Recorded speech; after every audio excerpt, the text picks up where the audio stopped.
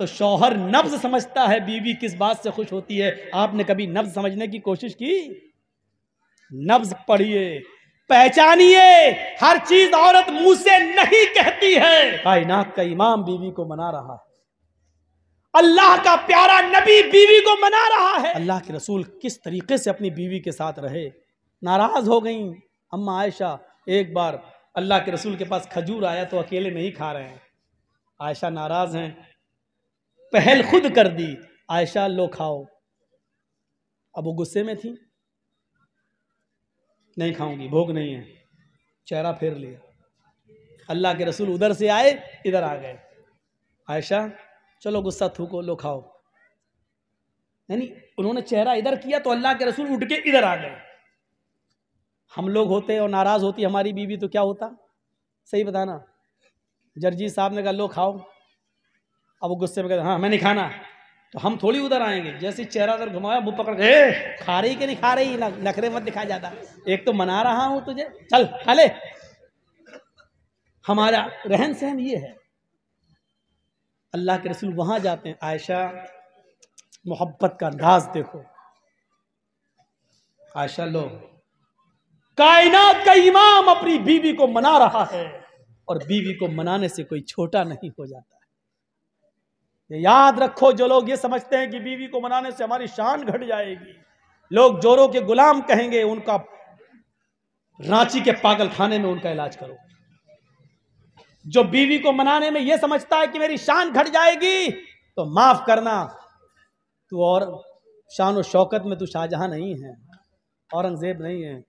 कायनात का इमाम बीवी को मना रहा है, अल्लाह का प्यारा नबी बीवी को मना रहा है, और अल्लाह के बाद जिसका मकाम और मर्तबा सबसे बड़ा हो वो अपनी बीवी को मना रहा है। लो खाओ आयशा, गुस्सा थूको। उन्होंने फिर इधर चेहरा कर लिया, मैंने कहा ना कि मुझे भूख नहीं लग रही है, फिर चेहरा इधर आ गए। अब गले में हाथ डाल लिया, सर पे, आयशा नहीं, चलो मुंह खोलो। अब आप ये भी नहीं कह रहे लो, अब आप क्या कह रहे हैं? मुंह खोलो, चलो कुली बिस्मिल्लाह, चलो अल्लाह का नाम लेकर खाओ। हजरत आयशा भी जानती थी कि ज्यादा नहीं कहलवाना चाहिए, एक दो बार हो गया, 3 बार से ज्यादा होना भी नहीं चाहिए, तो वो भी अब मान गई, लेकिन तंज भरा जुमला फिर भी कह दिया,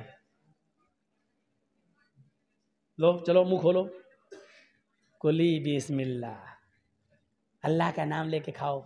ऐसा लग रहा है जैसे इससे पहले मैं अपने बाप का नाम लेके खाती थी। खा लिया, हंसने लगी, दोनों मुस्कुरा दिए। शैतान इसी चीज से जलता है कि मियाँ बीवी में हमने आग लगाई और ये एकदम मन गए। शैतान को सबसे ज्यादा तकलीफ तब होती है।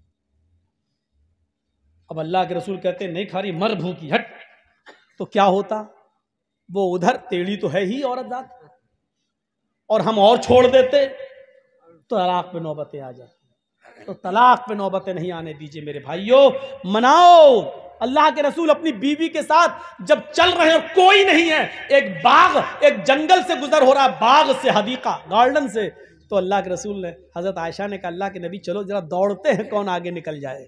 अल्लाह के नबी दौड़े, हजरत आयशा दौड़ी, दोनों दौड़े, आयशा आगे निकल गई, अल्लाह के नबी पीछे रह गए। हजरत आयशा कहती हैं, आयशा अल्लाह के नबी आप तो हार गए, मैं जीत गई,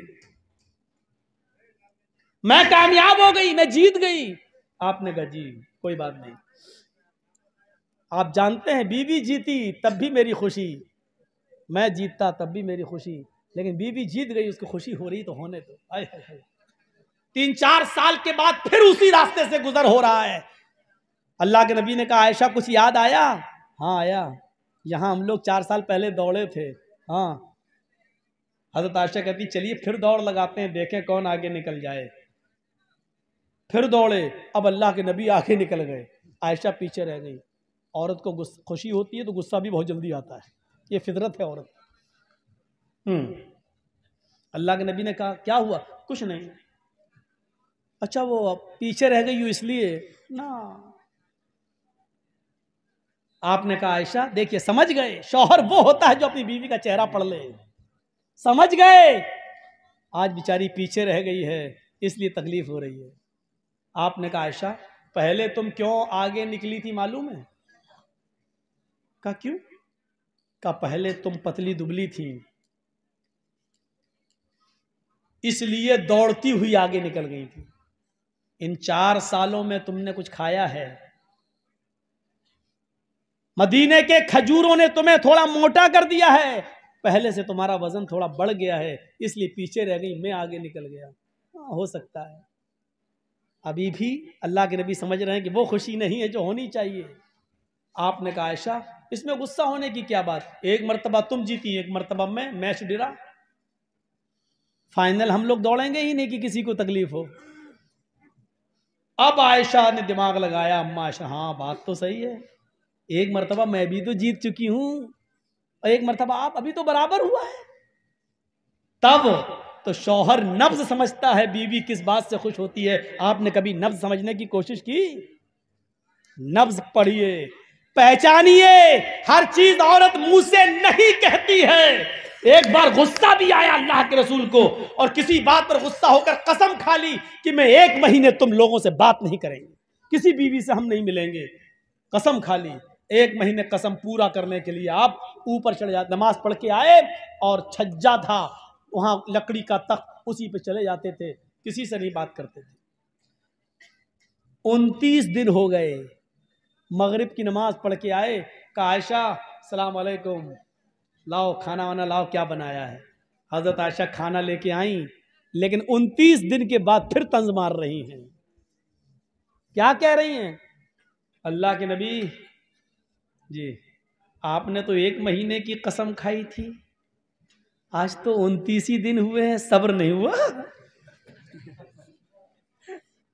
ये औरत की फितरत है, वो कुछ ना कुछ कहेगी, और मर्द की फितरत ये होनी चाहिए कि उसको अपनी औरत की सुनना चाहिए। देखिए हम कितनी अच्छी बात बता रहे हैं आपको, यहां से सीखिए। अल्लाह के नबी से क्या कहा हजरत आयशा ने, आज तो 29 ही दिन हुए हैं, मगरिब के बाद आ गए, खाना लाइए। आपने तो 1 महीने की कसम खाई थी कि मैं बात नहीं करूंगा, सब्र नहीं हुआ, 29वें दिन बोले। तो अल्लाह के रसूल ने ऐसा जवाब दिया, आयशा चुप हो गई। आपने कहा आयशा महीना 29 का भी तो होता है, और देखो चांद हो गया है, यानी महीना खत्म। मगरिब में हम चांद देखा गया, महीना 29 का भी होता है, और आज 29 का चांद हुआ है, यानी महीना खत्म। मैंने 1 महीने की कसम खाई थी, महीना पूरा हो गया। अच्छा चांद हो गया। हाँ। ये है मियां बीवी के दरमियान ताल्लुकात। मेरे भाइयों इनको बिगड़ने मत दीजिए, लोग चाहेंगे, कोशिशें करेंगे बिगाड़ने की। आजकल की औरतें सोचें अपने शौहरों से क्या क्या कहती हैं, कब से फेयर एंड लवली नहीं आई, कब से क्रीम नहीं मिल रही है तुम्हारे घर में, जब से आई हूं कभी आराम नहीं मिला है, जब देखो रोते रहते हो, जब देखो शिकायत करते रहते हो। मेरी सहेलियों को देखो शादी में कितने अच्छे अच्छे कपड़े पहन के जाती हैं, यही एक कपड़ा 6 महीने से पहन रही हूं। कितनी नाफरमानी करती हैं ये, अगर देखा जाए तो ये तो रोज तलाक की मुस्तहिक है। देखा जाए इतनी नाफरमानी करती हैं कि इनको रोज तलाक दी जाए, लेकिन रोज तलाक देना नहीं, रोज क्या कभी मत देना, अब तो कानून भी बन गया। थोड़ा बर्दाश्त करना पड़ेगा, औरत पिसली से पैदा हुई है। अल्लाह के नबी सल्लल्लाहु अलैहि वसल्लम ने फरमाया कि औरत आदम अलैहिस्सलाम की पिसली से पैदा हुई। फ़इन्ना खुलिक़त मिन ज़िलाइन, औरत को आदम की बाएं पिसली से पैदा किया गया है। व इन्ना अअवज मा फ़ि ज़िलाई अअवज, और पिसलियों आलाहू, इन अअवज मा फ़ि ज़िलाई आलाहू, और पिसलियों में सबसे ऊपर वाली पिसली सबसे टेढ़ी होती है। ये पिसली ऊपर वाली टेढ़ी होती है, ऐसी जब आप इसको निकालेंगे काट के तो ये पिसली ऐसी निकलेगी, ये ऐसे। आप इसको सीधा करोगे नहीं होगी, करिए ऐसे करेंगे आप, इतनी होगी बस, और जो और करेंगे टूट जाएगी, सीधी नहीं होगी। अल्लाह के नबी ने फरमाया कि फ़इन ज़हबता तुक़ीमुहु कसरतहु, अगर तुम उसको सीधा करने जाओगे तो टूट जाएगी। मतलब समझ रहे हो क्या है? मतलब यह है कि औरत पिछली से पैदा हुई है, जैसे पिछली टेढ़ी होती औरत भी टेढ़ी रहेगी। पिछली सीधा करोगे तो टूट जाएगी, औरत को पूरी तरह सुधारोगे तो सुधरेगी नहीं, तलाक ले लेगी लेकिन सुधरेगी नहीं, टूट जाएगी। यानी वो सोचे हट तलाक हो जाए, लेकिन हम औरत पूरी तरह सुधर ही नहीं सकती। बुरा ना माने हमारी माँ बहनें, हम क्या करें? अल्लाह के नबी ने कहा औरत पूरी तरह नहीं सुधर सकती, इसलिए टेढ़ा ही रहने दो और उसके टेढ़ेपन को बर्दाश्त भी करो। अल्लाह के रसूल ने आपसे कहा है, ये नहीं कहा जबरदस्ती सीधा करो, क्योंकि अगर जबरदस्ती सीधा होने वाली होती तो अल्लाह के नबी कह देते सीधा करो, लेकिन जबरदस्ती सीधा करोगे तो सीधी तो होगी नहीं, टूट जाएगी। तो जबरदस्ती सीधा करने से भी अगर टूट रही है, तलाक हो रही है और बच्चे आपके अलग अलग हो रहे हैं, तो ये सूरत मत आने दो, कुछ चीजें बर्दाश्त कर दो। और कुछ चीजें अच्छी भी होती हैं औरत के अंदर। आज कह रही हूं कि मर जाए मौलवी कमीना, हमें टेढ़ा बता रहा है। तेरी बीवी भी तो टेढ़ी होगी। हाँ है, तो क्या करें? आप क्या समझते हैं मैं आपको यहां डांटता हूं? घर में हमको भी सुनना पड़ता है। और कौन ऐसा आदमी है जिसको अपने घर में नहीं सुनना पड़ता है? बताइए तो जरा। ये पार्लियामेंट में जितने बैठे हैं नेता ना, यो करते हैं, वो करें, क्या करें, घर में सब सुनते हैं। सबको सुनना पड़ती है अपने। बल्कि इन नेताओं की, इनकी बीवियां जितनी निगरानी करती, किसी की नहीं करती। बार बार पूछते हैं कहां हो, उनको मालूम है ये नेता है ना, किसी और के साथ ना लगा हुआ हो, इसलिए बार बार पूछती कहां हो। नहीं साहब ये पान वाले की, अच्छा मेरी बात कराना जरा। बड़ा अजीब हाल है। शक है, अच्छा मैं फला की दुकान पे हूं, जरा जूता खरीद रहा हूं, अच्छा जरा जूते वाले से मेरी बात कराना। जूते वाला फ्री में मजे ले रहा है। बीवी तेरी नेता की, मैं बात करने का मुझे मिल रहा है। अजीब अजीब सूरत हाल पैदा हो गई, निगरानियां हो रही हैं, सबको सुनना पड़ती है। हजरत उमर फारूक के पास एक साहबी आए, अपनी बीवी की शिकायत लेकर। दरवाजा खटखटाया, सोचा घर के अंदर है, वो बाहर बैठ गए, अभी निकलेंगे हजरत उमर। बैठ गए वो। थोड़ी देर के बाद क्या देखते हैं, घर में आवाजें आ रही हैं। उनने कान लगाया जो दरवाजे से, तो क्या देख रहे हैं, उमर फारूक की बीवी उमर पे बरस रही है। चले जाते हो, बैठे रहते हो खिलाफत में, उधर गए उधर गए। खाना कौन लेके आएगा, पकने को कौन लेके आएगा, बच्चों का क्या होगा, बच्चों की पढ़ाई, बच्चों का खाना पानी, बच्चों के कपड़े लत्ते, क्या है तुम्हें कोई फिक्र है? जब देखो गरीबों की पीछे लगे रहते हो। कौन जरूरतमंद है, दूसरों की जरूरत पूरी कर रहे हो, अपने घर की फिक्र नहीं। हजरत उमर सुन रहे हैं, गर्दन डाले। इसने देखा है ये क्या करेंगे, दूर हमारी शिकायत, हम तो अपनी बीवी की शिकायत लेके आए, ये क्या करेंगे। वो उड़ के चला गया बेचारा, जाने लगा। हजरत उमर फारूक थोड़ी देर के बाद निकले, देखा वो जा रहा है, उसको बुलाया, आवाज लगे मिस्टर इधर क्या इधर, तुम आए थे? कहा किस लिए? क्या कुछ नहीं, वो अब मैं जा रहा हूं। अरे तुम कुछ शिकायत लेके आए थे ना? नहीं नहीं नहीं, अब मैं जा रहा हूं। बताते क्यों नहीं हो? आए थे शिकायत लेके और चल दिए। कुछ बात हो तो बताओ ना, क्या बात है? मैं अमीरुल मोमिनीन हूं, लोगों का खादिम हूं, मैं आपके ही काम के लिए बैठा हुआ हूं, बताओ क्या जरूरत है? कहने लगा अमीरुल मोमिनीन, जिस काम के लिए आया था वो काम आपके बस का नहीं है। मेरे बस का नहीं? कहा वो मैं देख लिया हूं, अब मुझे जाने दीजिए। कहा हुआ क्या ये तो बताओ। कहा अमीरुल मोमिनीन, मेरी बीवी मेरे ऊपर रोज चढ़ जाती है, डांटती है, फटकारती है, उल्टा सीधा बोलती है। मैं अपनी बीवी की शिकायत लेके आया था, लेकिन देख रहा हूं, कान लगा के सुना तो आपकी बीवी आपको डांट रही है, उल्टी गंगा बह रही है। तो आप कुछ बोल ही रहे, आप सुन रहे चुपचाप खामोश बैठे। 22 लाख मुरब्बा मील पर हुकूमत करने वाला भी अपनी बीवी की सुन रहा है। ये तो शुक्र मनाए कि इसकी बीवी है नहीं, वरना आधी परेशानियां दूर हो गई होती। क्योंकि जो आदमी बीवी की परेशानियां सह चुका हो, वो आदमी जानता है परेशानी क्या है। इसलिए जिसको घर में परेशान करने वाली बीवी नहीं होती, वो दूसरों को परेशान करता है। तो हजरत उमर फारूक से कहा कि आप तो खुद ही परेशान हैं, मैं जा रहा हूं। हजरत उमर ने कहा अच्छा सुनो, शादी हो गई? हाँ। बच्चे हैं? हाँ। बच्चे किसके हैं? उसने कहा मेरे। दूध किसने पिलाया? कहा मेरी बीवी ने। दूध पीने का पैसा दिया? कहा नहीं। खाना कौन पकाता है? कहा बीवी। कहा तुम्हें मालूम है बच्चे बाप के होते हैं, अगर माँ उसकी दूध ना पिलाए तो बाप जबरदस्ती दूध नहीं पिलवा सकता।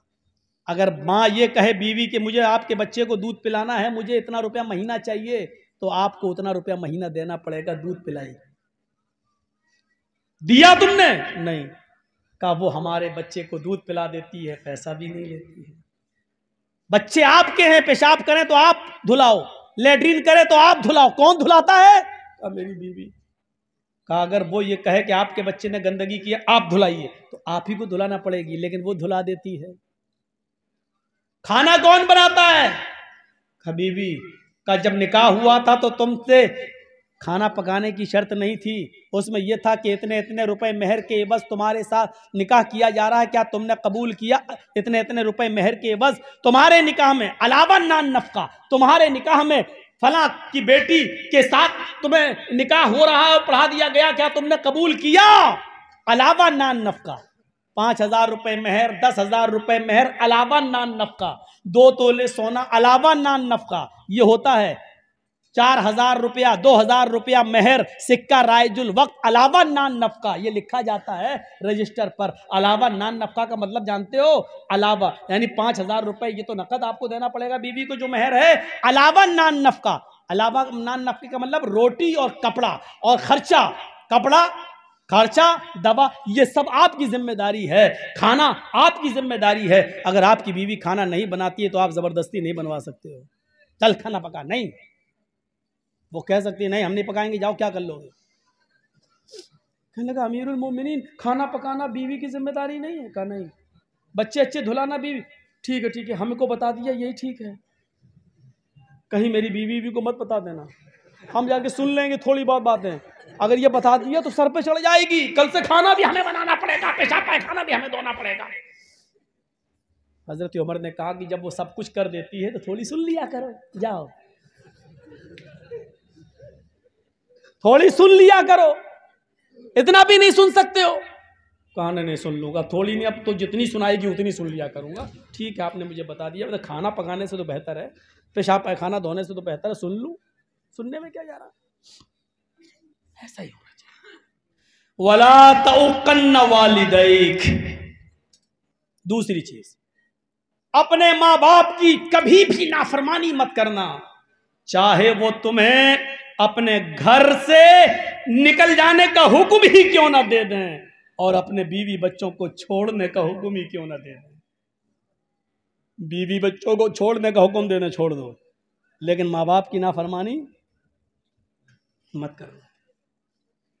घर मकान से निकाल दे, भाग, मेरा घर नहीं, तुझे 1 इंच जमीन नहीं दूंगा, निकल भाग, घर बार छोड़ देना, लेकिन माँ बाप की नाफरमानी, ये है माँ बाप का दर्जा। कौन बेटा ये कबूल करेगा? लेकिन हक ये है माँ बाप का। एक सहाबी अपनी मां को तवाफ करा रहे हैं कांधे पर बिठाकर, हजरत उमर फारूक ने कहा अलैकल जन्ना, तूने अपनी बूढ़ी मां को जो पैरों से लंगड़ी है, आंखों से अंधी है, अपने कांधे पर उठाकर खाने काबा का तवाफ कराया, तूने तो जन्नत पाली, तूने तो जन्नत हासिल कर ली, तू तो जन्नती हो गया। उस साहबी ने कहा अमीरुल मोमिनीन क्या मेरी मां का हक अदा हो गया? यानी अंधी है, लंगड़ी है, और मैं इसको अपने कांधे पर उठाकर तवाफ करा रहा हूं, पेशाब पायखाना करती है तो मैं ही इसका पेशाब और पायखाना धोता हूं, गंदगी को मैं साफ करता हूं, क्या अभी भी मैंने अपनी मां का हक अदा नहीं किया? क्या मेरी मां का हक अदा हो गया? क्या फरमाया हजरत उमर ने? तूने जन्नत तो कमा ली लेकिन मां का हक अदा नहीं हुआ। कहा कि अच्छा फिर मां का हक अदा कब होगा? हजरत उमर फारूक ने कहा मां का हक अदा हो ही नहीं सकता।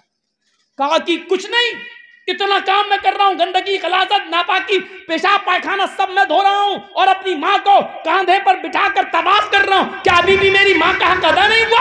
हजरत उमर ने कहा नहीं, जब वो तुझे पैदा कर रही थी, जब वो तुझे अपने पेट से जन रही थी और वो चीख रही थी दर्द की वजह से, उसके मुंह से जो पहली चीख निकली थी दर्द की वजह से, तुझे पैदा करते हुए दर्द जे होता है औरत को बच्चे की पैदाइश पर, तो जो वो दर्द हो रहा था और उस दर्द में तेरी माँ जो चीखी थी, पहली चीख उसके मुंह से निकली थी, अभी तो तूने अपनी माँ की उस पहली आह का भी हक अदा नहीं किया। तुम अपनी माँ की पूरी जिंदगी की हक की बात करते हो, नहीं किया। उसने कहा बस बस बस अमीरुल मोमिनीन, अब मैं समझ गया कि अपनी माँ का जिंदगी भर खिदमत करके भी हम हक अदा नहीं कर सकते। जब अब तक मैंने अपनी माँ की पहली चीख का हक अदा नहीं किया तो हम अब क्या करेंगे, नहीं कर सकते। ठीक है, हम जो करना होगा करेंगे। माँ के मकाम को और बाप के मकाम को पहचानो। जब मामून रशीद का इताब आया तो एक बाप एक बेटा दोनों गिरफ्तार कर लिए गए। बेटा का नाम है फजल बरमकी और उसके बाप का नाम है याहिया बरमकी। फजल बरमकी और याहिया बरमकी दोनों को मामून रशीद ने गिरफ्तार करके जेल में डाल दिया। बड़े नेक थे ये दोनों बाप बेटे, लेकिन बाप बूढ़ा था, सर्दियों के दिन थे, बाप को फजर की नमाज पढ़ने के लिए उठना था तो ठंडे पानी से वुजू बनाने में उसको तकलीफ होती थी। जेल में गर्म पानी का कोई इंतजाम नहीं था, तो जेल के अंदर बेटे ने सोचा कि मैं अपने बाप को गर्म पानी कैसे दूं। जेलर से बात की, उसने मना कर दिया, हमारे यहाँ कोई अलग से किसी के साथ अलग इम्तियाज नहीं बरता जाएगा, सारे कैदी बराबर हैं, गर्म पानी का कोई इंतजाम नहीं। तांबे का लोटा था फजल बरमकी के पास। ईशा की नमाज पढ़ने के बाद उस लोटे में फजल बरमकी पानी भर लिया करते थे और अपने बाप को सुला दिया करते थे ईशा के बाद। फिर उस पानी के तांबे के लोटे में जो पानी भरा होता था, उस पानी के लोटे को, उस तांबे के लोटे को अपने पेट से लगा लिया करते थे, ताकि पेट की गर्मी से रात भर ये लगा रहेगा तो सुबह तक कुछ तो पानी में गर्मी आ जाएगी, थोड़ी ही बहुत सही, कुछ तो गर्मी आ जाएगी। जब फजर की आजान की आवाज आती थी तब फजल बरमकी उस पेट से गर्म किए हुए पानी को उठाते थे और अपने अब्बू से कहते थे जल्दी से वुजू बना लो। गौर कीजिए, अपने बाप के लिए वुजू का पानी, गर्म पानी देने के लिए रात भर वो जागा करते थे कि कदरे गर्म पानी हो जाए, थोड़ा बहुत ही सही, लेकिन मेरे बाप को तकलीफ ना होने पाए। बाप का इस तरीके से उन्होंने हक अदा किया। और सच तो यह है कि इतना कुछ करने के बावजूद भी बाप का हक अदा नहीं हुआ। माँ को पहचानो और बाप को पहचानो। हजरत इब्राहिम अलैहिस्सलाम जब अपने बेटे इस्माइल से मिलने गए तो वो शिकार खेलने गए थे। इस्माइल की बीवी ने जब दरवाजा खोला तो नहीं जानती थी ये सामने मेरे ससुर हैं, इब्राहिम मेरे शौहर के बाप हैं, वो नहीं जानती थी। पूछा इस्माइल कहाँ गए? कहा वो तो जंगल में गए शिकार खेलने। अच्छा कब आएंगे? शाम को आएंगे। कहा देखो मैं शाम तक तो इंतजार नहीं कर पाऊंगा। अच्छा ये बताओ तुम्हारे घर का गुजर बसर कैसा चल रहा है? कहती बहुत बुरा। का क्यों? का सुबह खा लो तो शाम को भूखा सोते हैं और शाम को खा लो तो सुबह भूखे उठते हैं, हालात ही अच्छे नहीं है घर के। इब्राहिम अलैहिस्सलाम ने कहा ठीक है, इस्माइल जब घर पे आ जाएं तो उनसे कह देना कि एक बुजुर्ग आदमी आया था और उसने तुम्हें सलाम कहा है और साथ में यह भी कहा है कि तुम्हारे घर की चौखट ठीक नहीं है, चौखट बदल लो। चौखट समझते हैं ना, दरवाजे पे जो चौखट होती है, अपने घर की चौखट बदल लो। इस्माइल अलैहिस्सलाम की बीवी कहती है बुढ़ा सटिया गया, चौखट तो ठीक है, गर्मियों में हवा आती है, सर्दियों में धूप आती है, इससे अच्छी चौखट कहाँ होगी? और बुढ़ा कह रहा है चौखट खराब है, चौखट बदल लो। इब्राहिम अलैहिस्सलाम तो चले गए। इस्माइल अलैहिस्सलाम जब शाम को घर पे आए तो पूरी बात बताई बीवी ने। ये बुढ़ा आया था, अच्छा कहा उसने तुम्हें सलाम कहा। वो समझ गए कि मेरे बाप थे। अच्छा और क्या कहा? का उन्होंने पूछा घर की गुजर बसर कैसी चल रही है? मैंने कह दिया बहुत बुरी। ओ सुबह खा लो तो शाम को नहीं, शाम को खा लो तो सुबह नहीं। ओहो मेरी बीवी ये तुमने गलत किया। कहा क्या गलत किया? जैसे हालात देख रही हूं वैसे बता दिया मैंने सोचा शायद बुढ़ा कुछ लाया हो दे देगा। कहा और कुछ कहा? कहा और कुछ बहकी बहकी बातें कर रहा था, सटिया गया था वो। कहा क्या बहकी बहकी बातें की? कहा उसने बहकी हुई बात ये की, कहने लगा घर की चौखट सही नहीं है, घर की चौखट बदल दो। इस्माइल अलैहिस्सलाम ने हाथ मारा सर पे, कहा मेरी बीवी वो मेरा बाप था। और तुमने ये जो कह दिया कि घर का हाल अच्छा नहीं है, सुबह खा लो तो शाम को नहीं मिलता, शाम को खा लो तो सुबह नहीं, ये तुमने अल्लाह ताला की नाफरमानी की है। तुम्हें ये कहना चाहिए था कि अल्लाह का शुक्र, अल्लाह ने मुझे जिस हाल में रखा है हम हर हाल में खुश हैं, तुम्हें ये कहना चाहिए था, लेकिन तुमने ये जुमले नहीं कहे। इसलिए मेरे बाप ने कहा घर की चौखट ठीक नहीं है, बदल लो। चौखट का मतलब यह है कि तुम्हारी बीवी ठीक नहीं है, उसको तलाक दे दो और नेक अल्लाह वाली किसी नेक बंदी से तुम निकाह करो। ये चौखट जो अल्लाह की नाफरमान है, नाशुक्री है, ये औरत जब तुम्हारे पास रहेगी तो तुम भी नाशुक्रे बन जाओगे। हाय मेरी बीवी, तुम मुझे बहुत प्यारी हो, लेकिन मेरे अपने बाप की नाफरमानी नहीं कर सकता। मेरे बाप ने चौखट बदलने का हुक्म दिया, इसलिए मैं तुम्हें तलाक देता हूँ। इतनी सी बात कह दी थी कि सुबह खा लो तो शाम को नहीं मिलता, शाम को खा लो तो सुबह नहीं, तो इब्राहिम अलैहिस्सलाम ने तलाक दिलवा दी थी इस्माइल से। आजकल की औरतें सोचें अपने शौहरों से क्या क्या कहती हैं।